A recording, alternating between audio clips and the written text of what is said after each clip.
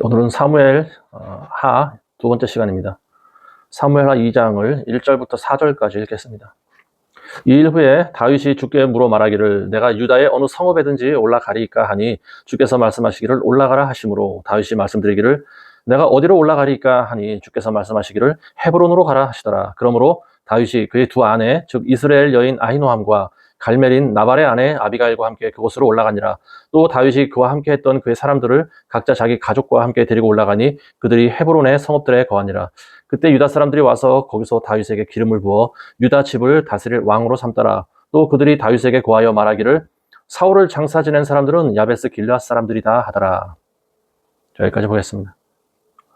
지난 장에서 이제 사울이 죽죠. 그리고 길앗 야베스 사람들이 사울을 이제 장사 지내는 내용까지 우리가 살펴봤습니다.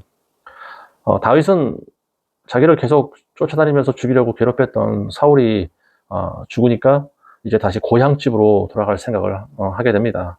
그래서 근데 이제 자신의 그 연단이 시험이 아직 끝났는지 다윗은 하나님께 그 뜻을 이제 한번 묻고 싶은 거죠. 그래서 하나님께 묻습니다. 내가 유다로 이제 다시 올라가리까 유다의 어느 성읍이든지 가도 되겠습니까? 이렇게 하나님께 여쭙니다. 그랬더니 하나님께서 헤브론으로 가라고 이렇게 말씀하십니다. 헤브론. 이 헤브론이 어딘가 하면 이제 예루살렘을 기준으로 했을 때 남서쪽 한 40km 그 밑에 있는 그 유다 지파에 속한 그 성읍이다라고 이제 볼 수가 있는데요. 그 헤브론의 이제 옛 이름이 기리앗 아르바라고 하는 그런 동네입니다. 그 사사기 그리고 여호수아서에 등장하는 동네입니다. 그 이스라엘에서는 이제 이스라엘 전역에는 이 사울 왕이 죽었지만 사울 왕의 아들이 살아 있습니다. 그래서 이스라엘은 아직 다윗을 정식으로 왕으로 하기에는 좀 이른 그런 상황이죠. 그래서 다윗은 일단 자기 친족들이 살고 있는 유다 지파 살고 있던 이제 헤브론 성읍으로 발길을 옮깁니다.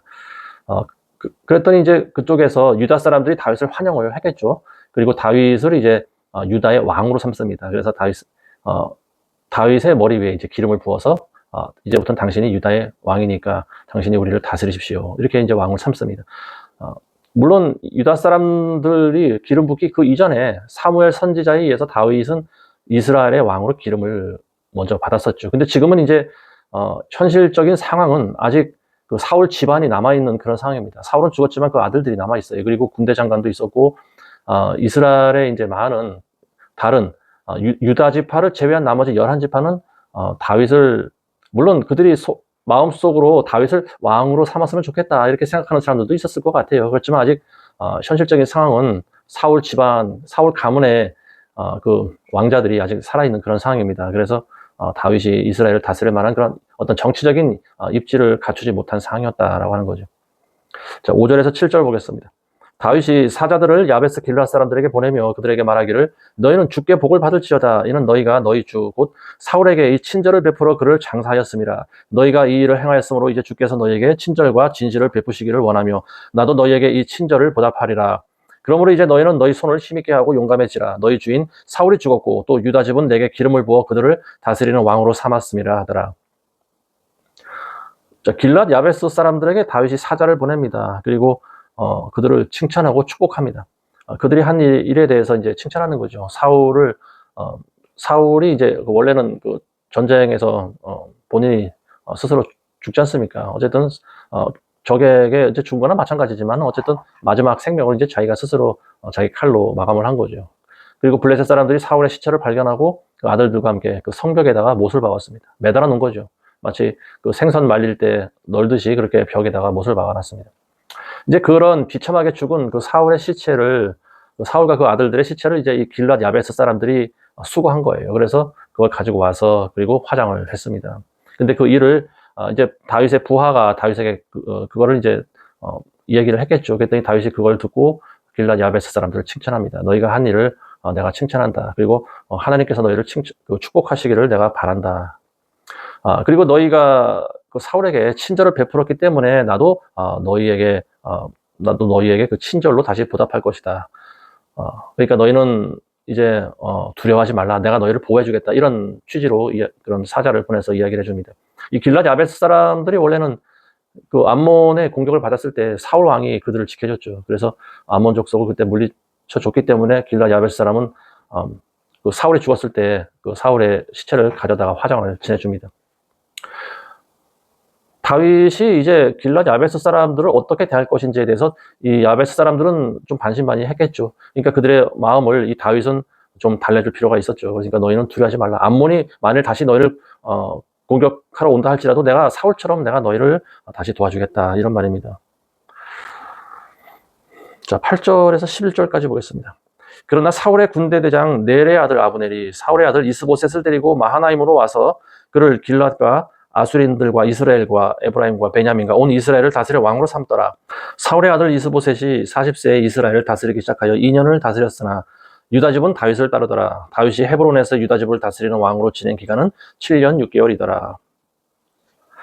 자, 여기 이제 사울의 군대 대장이었던 그 아브넬이라고 하는 사람이 등장하는데요. 이 아브넬은 넬이라고 하는 사람의 아들입니다. 넬이 누구냐 하면은 사울 왕의 숙부되는 사람이죠. 그러니까 이 넬의 아들하고 사울 왕하고는 서로 사촌지간인 거죠. 자, 이 아브넬이 사울의 아들 이스보셋을 마하나임에서 이스라엘의 왕으로 삼았다라고 하는 말입니다. 그럼 당연히 사울의 아들이 사울의 뒤를 이어서 왕이 된 것은 이제 당연한 거죠. 이 이스보셋, 사울 왕의 이제 넷째 아들로 알려져 있는데 원래 이름이 다른 책의 기록을 보면 이제 에스바알이라고도 또 기록이 되어 있어요. 자, 이제 이스라엘 안에는 지금 이스보셋이라고 하는 사울의 아들과 그리고 다윗, 이 두 명의 왕이 지금 생긴 그런 상황입니다. 자, 계속 보겠습니다. 12절에서 17절까지 보겠습니다. 넬의 아들 아브넬과 사울의 아들 이스보셋의 신하들이 마하나임에서 나와 기브온에 이르고 스루야의 아들 요압과 다윗의 신하들이 나와 기브온 못가에서 함께 만나 앉으니 한 편은 못 이쪽에 앉고 다른 편은 못 저쪽에 앉았더라. 아브넬이 요압에게 말하기를 이제 청년들로 일어나게 하여 우리 앞에서 놀게 하자 하니 요압이 말하기를 그들로 일어나게 하라 하더라. 그러자 그들이 일어나서 수대로 나가니 사울의 아들 이스보셋에게 속한 베냐민에서 12이요 다윗의 신하들 중에서 12이더라. 그들이 각각 자기 상대의 머리를 잡고 그 상대의 옆구리를 칼로 찌르니 그들이 모두 쓰러지더라. 그러므로 그것을 헬갓 핫소림이라 불렀으니 그곳은 기브온에 있더라. 그때 심히 격한 전쟁이 있었으니 아브넬과 이스라엘 사람들이 다윗의 신하들 앞에서 패하니라. 조그만 땅덩어리, 이스라엘이라고 하는 땅덩어리 안에 왕이 2명입니다. 산중에 원래 호랑이가 큰 호랑이들이 수컷 호랑이가 둘이면은 반드시 하나는 쫓겨나게 되는 거죠. 싸움이 안 일어날래야 안 일어날 수가 없는 그런 상황입니다. 자, 그래서 이제는 이 아브넬을 주축으로 한 그 이스라엘 그 이스보셋의 이제 부하들과 그리고 다윗의 신하들이 지금 싸우러 나간 거죠. 자, 기브온 못가를 중심으로 대치했다 이렇게 나와 있는데요. 이들이 왜 기브온 못가로 몰려들었을까? 기브온에 이제 저수지가 하나 있었는데요. 그 저수지를 차지하기 위해서 그들이 기브온 못가로 달려갔을 것이다. 이제 우리가 이렇게 짐작을 할 수가 있습니다. 지금은 남아있는지는 모르겠어요. 근데 그 유적 발굴팀이 그 기브온 못가를 발굴했다고 합니다.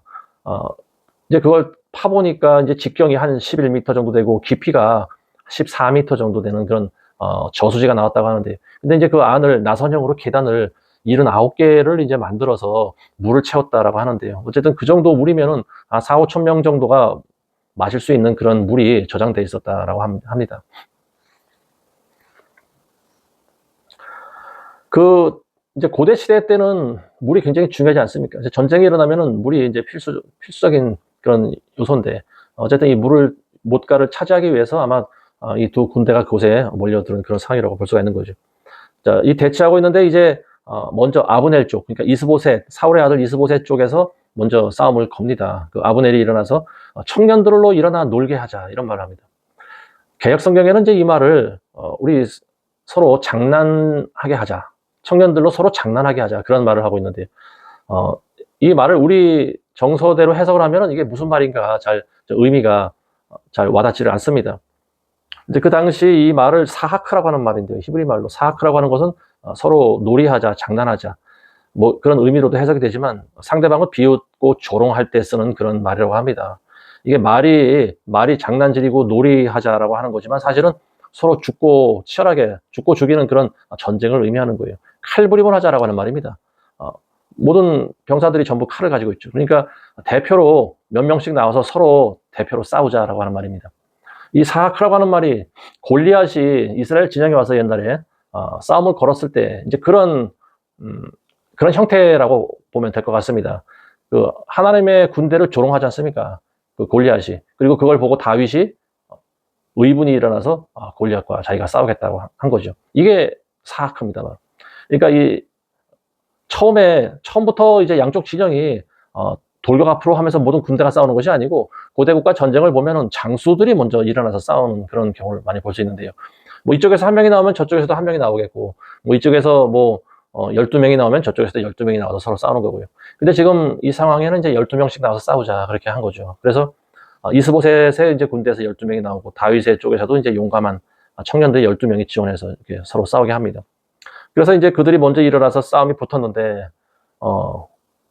뭐 서로 비슷한 그런 전력을 가진 젊은 청년들이 칼을 가지고 서로 싸우니 뭐 어느 한쪽이 일방적으로 이겼다라고 볼 수가 없는 거죠.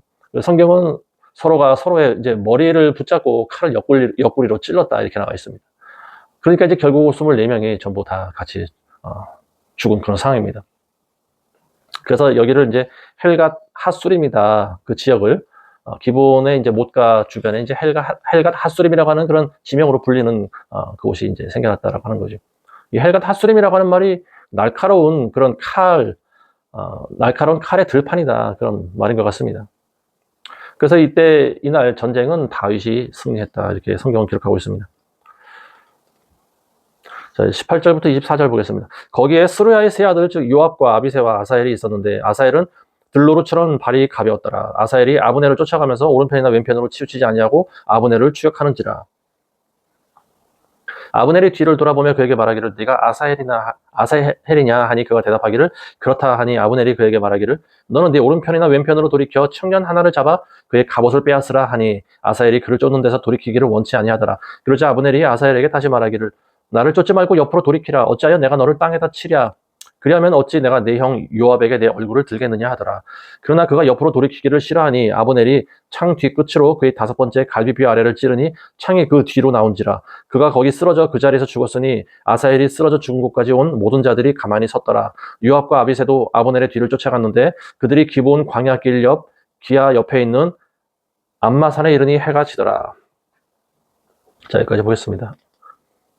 다윗의 병사들 중에는 용감한 세 형제가 있었죠. 첫 번째가 요압, 그리고 두 번째가 아비새, 그리고 막내가 아사헬. 이 세 아들들의 이제 엄마의 이름이 스루야라고 하는 여인입니다. 스루야는 다윗의 누이죠. 그러니까 이 요압과 아비새와 아사헬은 다윗의 조카가 되는 그런 관계입니다. 근데 그 요압은 나중에 다윗의 군대 장관이 되고요. 이 아비새와 아사헬도 굉장히 용맹한 그런 장수급이었다. 근데 이 아사헬은 특히 발이 굉장히 빨랐던 것 같습니다. 들로루 발과 같았다. 발이 가벼웠다. 이거는 이제 굉장히 들판에서 굉장히 빨리 달리는 그런 사람이었다라는 것을 이제 알 수 있는데, 이 아사헬이 하필이면 공교롭게도 그날 아브넬을 발견한 거예요. 아브넬과 아마 예전에도 얼굴이 낯이 좀 있었던 그런 관계였지 않았나 싶습니다. 그래서 이 아브넬을 자기가 잡아서 좀 공을 세우려고 했던 거죠. 근데 이제 아브넬이 도망가면서 뒤를 쳐다보니까 아사헬이 자기 뒤를 쫓아오는 거예요. 이 아브넬이 평소에 아마 요압과 안면이 있었던 것 같습니다. 그리고 요압에게 두 명의 동생이 있는데 막내 동생이 노루처럼 빨리 달리는 아사헬이라고 하는 막내 동생이 있었다라고 하는 것을 알았던 것 같아요. 그래서 도망가면서 뒤를 쳐다보면서 묻습니다. 네가 아사헬이냐? 그러니까 그렇다. 너는 나를 쫓아오지 말고 다른 청년을 잡아서 갑옷을 빼앗아라. 갑옷을 빼앗으라라고 하는 것은 공을 세우라라고 하는 거죠. 나를 쫓지 말고 다른 청년이나 잡아서 너는 네 공을 세우도록 해라. 근데 아사헬이 그 말을 듣지 않은 거예요. 싫다. 나는 시시한 부하 조물에기보다 나는 너를 잡겠다. 네가 이스라엘의 군대 장관 아니냐. 나는 너를 잡아서 공을 세우겠다. 계속 쫓아오는 거예요. 그러니까 이 아브넬의 입장에서는 사실 이 아사헬을 상대하기가 굉장히 좀 꺼렸던 것 같습니다. 왜냐하면 그 요압과도 안면이 있고 요압의 동생을 죽이면은 사실 좀 미안한 마음도 있겠죠. 아무리 적군이지만 어린 아사헬을 자기가 굳이 죽여야 되는가, 손에 피를 묻히고 싶지는 않은 거예요. 근데 계속 쫓아오니까 어떻게 합니까? 그래서 그 달리면서 손에 들고 있던 창을 뒤로 이렇게 찔렀어요. 아마도 그를 죽이려고 했던 것보다는 쫓아오니까 귀찮으니까 더 이상 쫓아오지 말라는 식으로 위협을 주려고 아마 그 창을 뒤로 이렇게 찔렀던 것 같습니다. 근데 그게 정통으로 이제 그 옆구리를 찌른 거죠. 갈비뼈 아래를 찌른 거죠. 그래서 아사헬이 그 창에 찔려서 그 등으로 창이 튀어나올 정도로 이제 깊게 찔렸습니다. 이 아브넬이 가지고 있었던 창은 아마도 앞뒤로 날이 있었던 것 같아요. 뒤쪽에도 뾰족하게 아마 그 창날을 만들었던 것 같습니다. 그러니까 달려가면서 이제 뒤로 그 창을 내뻗으면서 찌를 수가 있는 그런 창이었던 것 같아요. 그리고 그 창에 아사엘이 찔려서 그 자리에서 죽습니다. 그 다음 보겠습니다. 25절에서 28절 보겠습니다. 베냐민의 자손들은 아브넬을 따라 함께 모여 한 부대를 이루어 산 정상 위에 섰더라. 그때 아브넬이 요압을 불러 말하기를, 칼이 영원히 삼키겠느냐? 그 종말은 쓰라림이 되리라는 것을 네가 알지 못하느냐? 네가 언제쯤이면 백성들에게 그들의 형제를 쫓는 데서 돌이키라고 명하겠느냐 하니, 요압이 말하기를, 하나님께서 살아계시거니와 네가 말만 하지 아니하였더라도 아침에 백성이 각자 그의 형제를 쫓는 데서 돌이켜 올라갔을 것이라고 하더라. 그리하여 요압이 나팔을 부니 모든 백성이 가만히 섰으며 이스라엘을 더 이상 쫓지도 아니하고 싸우지도 아니하더라. 요압이 자기 동생 아사엘이 쓰러져 죽은 것을 목격을 합니다. 그리고 화가 머리끝까지 나서 아브넬을 쫓아갑니다. 그리고 요압의 뒤를 이제 다윗의 군사들이 쫓아가는 거죠. 그리고 이미 한번 사기가 꺾인 아브넬의 군사들은 이제 계속 도망가는 그런 상황입니다. 그래서 산 정상까지 쫓겨가는데 거기서 아브넬이 요압을 찾습니다. 그리고 이렇게 이야기를 합니다. 언제까지 우리가 싸울 거냐? 계속 싸우면 결국 우리 모두에게 참혹한 그런 결과를 가져오지 않겠냐. 그러니까 우리는 이제 여기서 그만 싸움을 그치자. 이렇게 자기가 먼저 화친을 제의합니다. 그리고 우리는 서로 형제가 아니냐. 뭐 이제 그런 말을 해요. 형제라고 하는 말을 씁니다. 그랬더니 요압이 이렇게 얘기하는 거죠. 하나님께서 살아계시거니와 네가 말만 하지 아니하였더라도 아침에 백성이 각자 그 형제를 쫓는 데서 돌이켜 올라갔을 것이다. 이게 무슨 말이냐면은, 네가 먼저 싸움을 걸지 않았느냐. 네가 아침에 먼저 우리가 서로 장난하자라고 하는 말만 하지 않았더라도 우리는 지금 이 지경이 되진 않았을 것이다. 네가 먼저 도발하지 않았느냐. 그래서 결국 싸움이 일어나고 지금 수백 명이 죽는 이런 치열한 지금 전쟁이 된 것이다. 이런 말을 한 겁니다. 그렇지만 요압도 더 이상 싸울 수 있는 여력이 없었습니다. 그리고 아마도 뭐 다윗이 퇴각 명령을 내렸는지도 모르고요. 더 이상 싸워봤자 무의미한 싸움을 해봤자 이쪽의 피해도 또 적지 않게 일어날 것을 예상하고 결국은 여기서 이쯤에서 자기 동생이 죽었지만 이쯤에서 물러가야 되겠다. 아마 요압도 이런 판단을 내렸던 것 같습니다. 그래서 다윗이 이제 나팔을 붑니다. 퇴각 명령을 내리는 거죠. 더 이상 아브넬과 싸우지 말자. 그래서 이제 전쟁이 그치게 됩니다.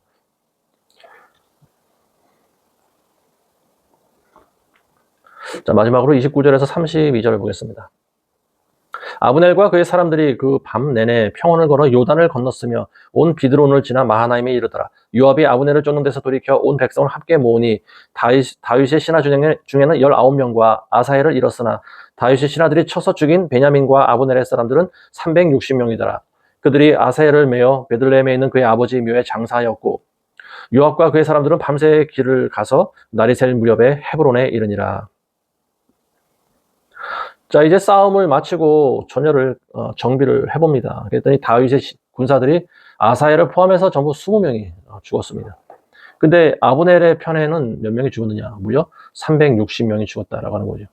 18배, 거의 20배가량 더 많은 그런 사상자를 냈습니다. 그러니까 다윗이 완전한 승리를 거둔 거죠. 그래서 이제 사람들은 아사엘을 그 베들레헴에 있는 그 아버지의 묘에 장사를 하고, 그리고 요압과 이제 그 군대들은 이제 다시 원래 그 헤브론으로 다시 돌아옵니다. 이게 이제 이스라엘 안에서 다윗이 왕이 되기 전에 일어났던 이스라엘 안에서 일어났던 그 내전 중에 하나라고 볼 수가 있는 거죠. 사사기에도 보면 내전이 한번 일어난 적이 있었죠. 근데 지금 상황에서도 다시 또 내전이 일어나고 있습니다. 조그만 나라에 왕이 2명이 세워지다 보니까 이들이 서로 싸우게 되는 거죠.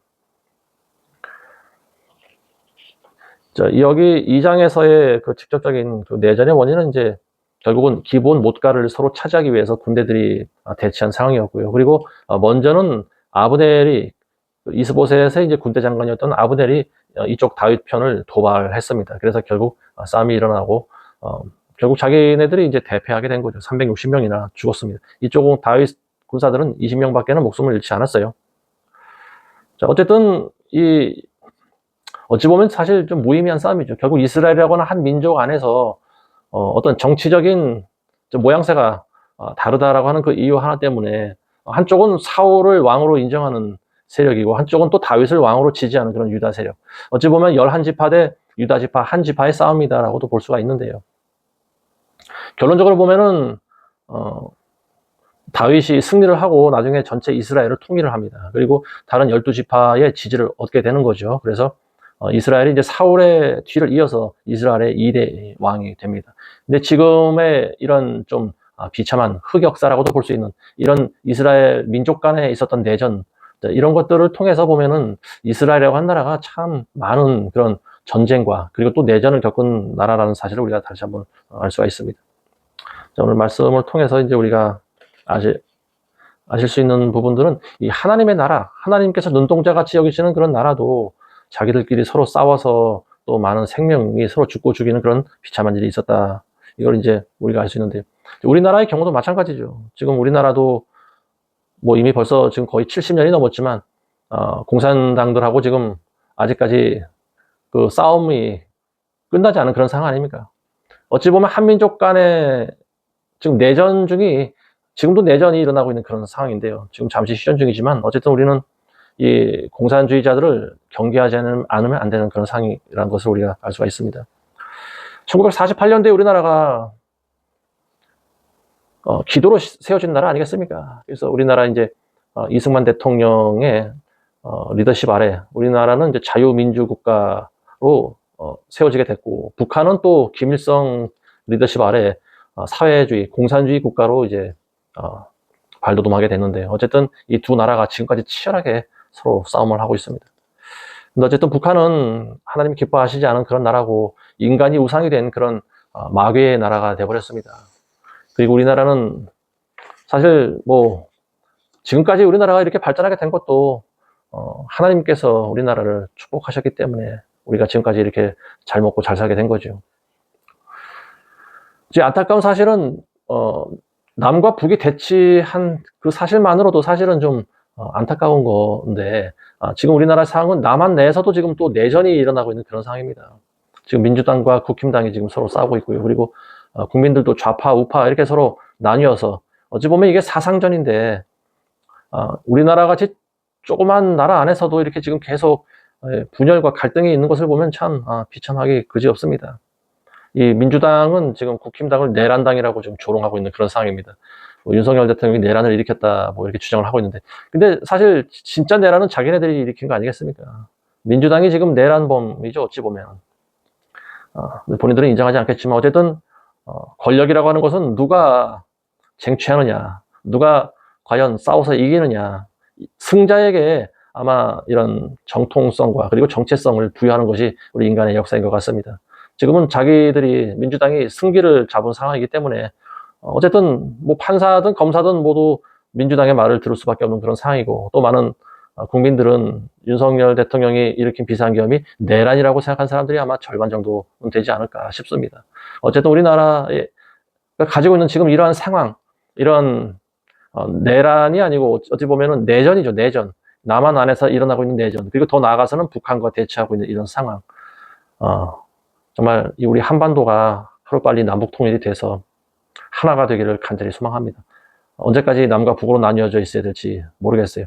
이 북한에 있는 우상이 무너져야 우리나라 안에 있는 이 공산주의자들도 자동적으로 괴멸되지 않을까 싶은데요. 근데 사실 북한과 통일이 되더라도 더 큰 적이 중국 아니겠습니까? 중국과 러시아가 어쨌든 그들도 스스로 자멸하는 그날을 우리가 기도해야 될 것 같습니다. 자, 오늘은 여기까지만 하겠습니다. 기도하겠습니다.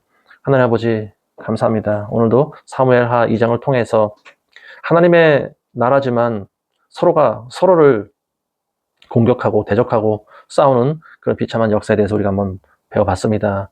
하나님의 나라도 이런 내전을 겪을진데 지금 우리나라의 상황을 봤을 때 굉장히 마음이 안타깝습니다. 아직 전쟁이 끝나지 않았고, 그리고 또 우리 조그만 남한 안에서도 또 우리 정치인들이 서로 싸우고 국민들이 분열되어 있습니다.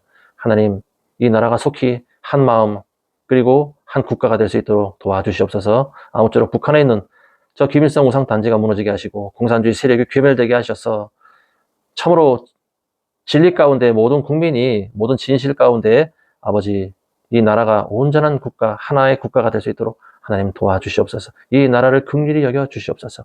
예수님의 이름으로 기도드리옵나이다. 아멘.